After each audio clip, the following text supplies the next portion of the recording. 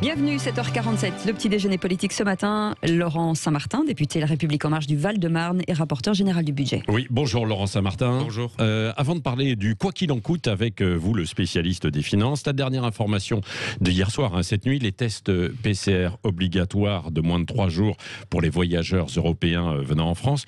Pourquoi le fait-on aujourd'hui? On ne l'a pas fait précédemment. Ce sont des recommandations effectivement qui sont arrivées au fur et à mesure, et puis c'est une concertation aussi à faire avec d'autres pays. Il ne vous a pas échappé que la France n'est pas le seul pays à l'échelle européenne, et je crois que c'est une bonne mesure, notamment avec l'arrivée, malheureusement, la propagation de plus en plus importante de ces fameux variants. Ouais. Donc je crois que c'est une bonne mesure, effectivement. Un PCR négatif pour entrer sur le territoire européen, désormais, je pense que c'est une protection qui est aujourd'hui nécessaire et salutaire. Ouais, ça arrive quand même tard. Hein. Le virus, il est là depuis le mois de mars. Vous savez, le débat, que ce soit sur les tests PCR aux aéroports, que ce soit sur les vaccins, que ce soit sur les masques, c'est toujours anachronique pour certains. On a toujours considéré qu'il fallait aller plus vite, plus tôt, etc. Moi, je considère quand même que quand on regarde le bilan de la France et de l'Europe à l'échelle mondiale sur la gestion de la crise sanitaire, on n'a pas à rougir, ni sur le rythme, ni sur la façon dont ça a été mené. Après, il y a des différences.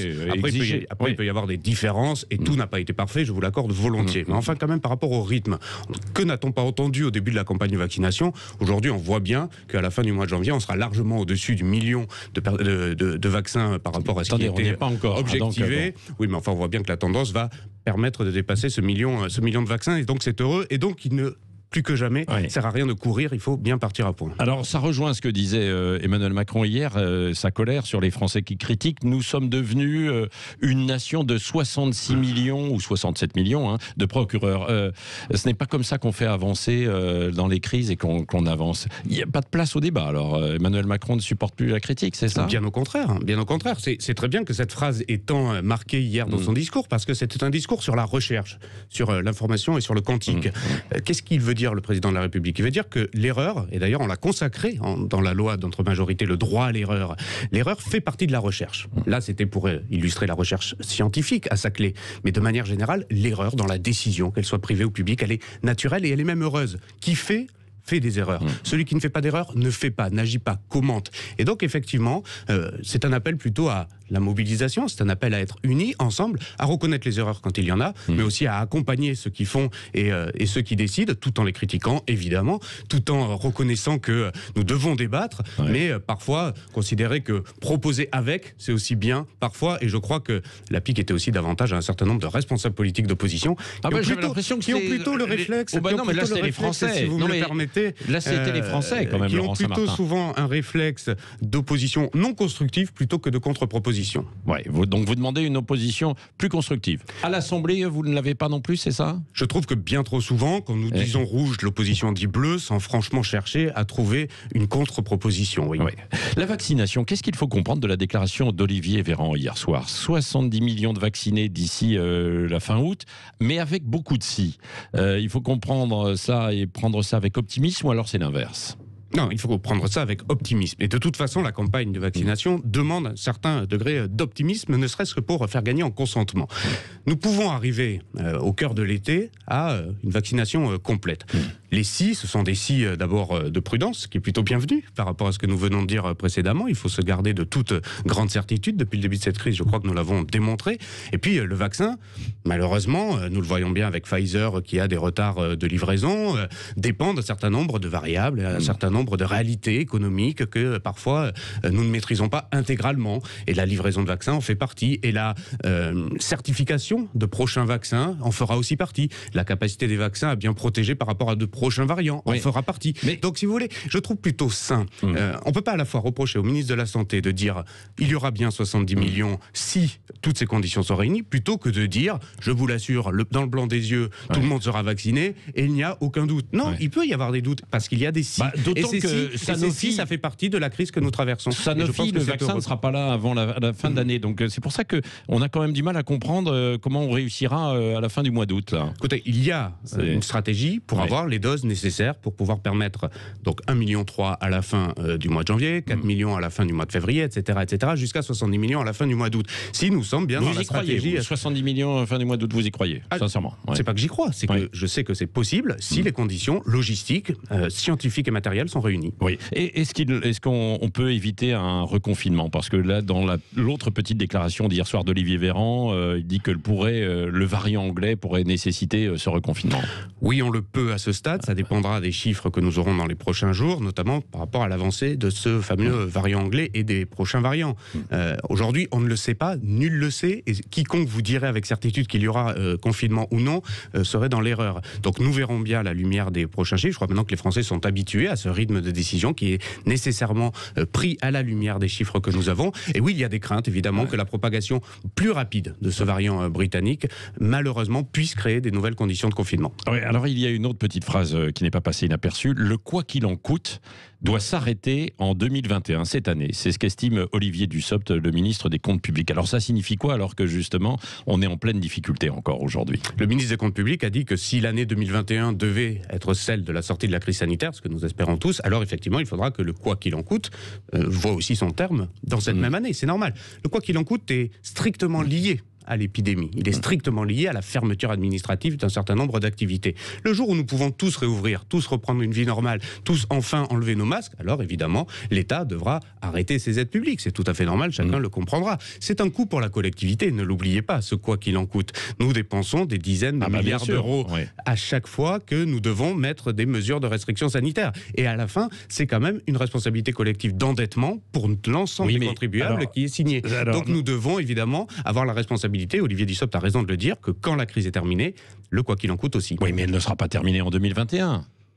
Ah, mais je ne suis pas de votre avis. Je crois qu'en 2021, si l'ensemble de la population est totalement vaccinée et que nous pouvons reprendre une vie normale, alors de façon progressive, effectivement, l'État devra se désengager d'un certain nombre d'aides qu'il a mis de façon exceptionnelle. Et nous devrons accompagner l'ensemble des secteurs d'activité pour qu'ils puissent redémarrer. Le quoi qu'il en coûte, c'est une expression du président de la République qui a un sens très précis. C'est nous aiderons tous ceux que la crise a empêché de travailler. C'est ça que ça veut dire. Et un jour, quand on peut retravailler, il n'y a pas de raison que l'État continue plus que de raison à dépenser de l'argent public. L'argent, encore une fois, du contribuable.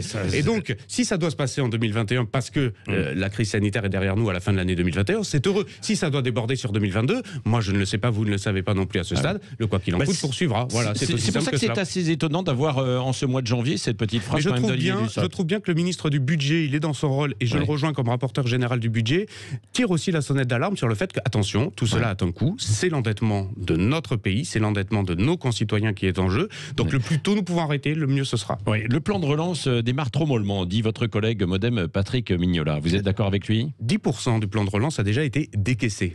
10 milliards d'euros aujourd'hui a déjà été décaissé. Nous sommes à la fin du mois de janvier. Je crois qu'on est sur un rythme qui est plutôt bon, et il y a beaucoup de projets qui vont démarrer au cours du printemps, notamment les projets d'investissement public. L'État va rénover ses bâtiments publics pour les rendre plus performants énergétiquement. C'est bon pour la planète, c'est bon pour la croissance, c'est bon pour le secteur du BTP qui va pouvoir travailler, et ça démarre au printemps. Donc il y a beaucoup de projets qui vont démarrer là dans les prochaines semaines, et puis vous avez déjà 10 milliards qui sont décaissés. Donc Patrick Mignola a raison de mettre un coup de pression, mais surtout ce qu'il dit, Patrick Mignola, et là je le rejoins parfaitement, c'est que ce plan de relance doit être territorialisé, c'est-à-dire qu'il doit être appliqué dans les départements, auprès des élus locaux, mais aussi des parlementaires. Et quand on voit quelques bugs parfois sur les masques, sur les tests ou sur la vaccination, on se dit, est-ce que localement ça suit bien, vraiment? Oui, dans la globalité. Avec les sous-préfets qui doivent être mis en place. Les préfets de département, les préfets de région, les sous-préfets à la relance qui ont été nommés spécifiquement pour appliquer Ils servent vraiment à quelque chose aujourd'hui ou pas? Oui, écoutez, je ne peux pas vous dire à l'échelle nationale. Je vais vous donner mon témoignage de député du Val-de-Marne. Moi, mon préfet de département et mon préfet de région, je suis en lien régulièrement, et pas plus tard que cet après-midi, j'aurai une réunion autour du préfet de département pour regarder comment les projets liés au plan de relance avancent. Il n'y a pas plus concret. On se met autour d'une table et on regarde projet après projet comment cela avance. Si tout cela est fait dans tous les départements, alors le suivi et l'application auprès des élus locaux et auprès des parlementaires est bon. C'est une bonne échelle. Là où je comprends, moi, les élus locaux, c'est qu'il faut faire attention dans la sélection des projets, que ce soit bien fait avec eux et que ce ne soit pas une décision purement étatique, purement d'en haut. Nous ne réussirons pas le plan de relance sans les élus locaux. Oui, vous avez parlé justement de la région Île-de-France. Alors, c'est régional. On a beaucoup parlé de Jean-Michel Blanquer pour être candidat. A priori, maintenant, on parle un petit peu moins de lui. Il doit se concentrer au gouvernement. On parle de vous pour mener le flambeau. Vous êtes prêt pour ça ou pas? Depuis plusieurs mois, avec Jean-Michel Blanquer et d'autres, on est un collectif qui travaillons sur les aspects programmatiques. Que va faire la majorité présidentielle à l'échelle de la région Île-de-France? Cette question-là, si on ne la pose pas d'abord, le sujet des personnes n'a aucun sens. Donc ça, nous le faisons depuis plusieurs semaines. Il ne vous a pas échappé que depuis ce nouveau variant britannique, depuis l'accélération de la crise en ce début d'année, il est probablement compliqué pour Jean-Michel Blanquer de pouvoir mener de front son activité ministérielle et une activité de campagne électorale. Et d'ailleurs, je crois que les électeurs ne le comprendraient pas. Mais c'est à lui de le dire. Jean-Michel fait partie d'un collectif où nous sommes plusieurs. Et effectivement, nous sommes quelques-uns à pouvoir ramasser le drapeau vous êtes prêt à y avec aller, Jean-Michel Blanquer.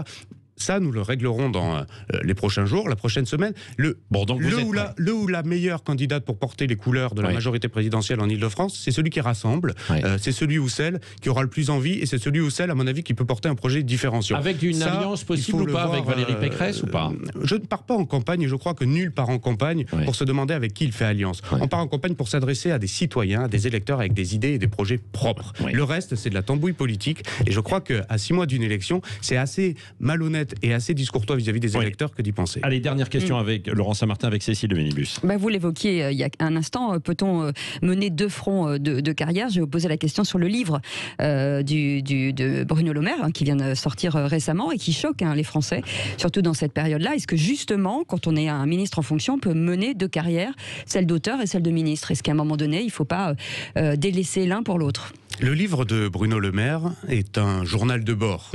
Il témoigne de ce qu'il a vécu pendant la crise. Bruno Le Maire a un talent que n'ont pas tous les hommes politiques, c'est qu'il sait écrire. C'est quelqu'un qui a une plume. Et donc pour lui, il est assez aisé d'écrire à la fin de ses journées ce qu'il a vu, ce qu'il a vécu, et d'en faire du coup un livre. Je ne crois pas que ce soit scandaleux qu'à ces quelques heures de repos quand il n'est pas ministre, il se consacre à expliquer et à raconter ce qu'il a vécu comme ministre de l'économie. Je crois même plutôt que pour les citoyens qui veulent le lire, c'est assez enrichissant comme témoignage. Merci Laurent Saint-Martin.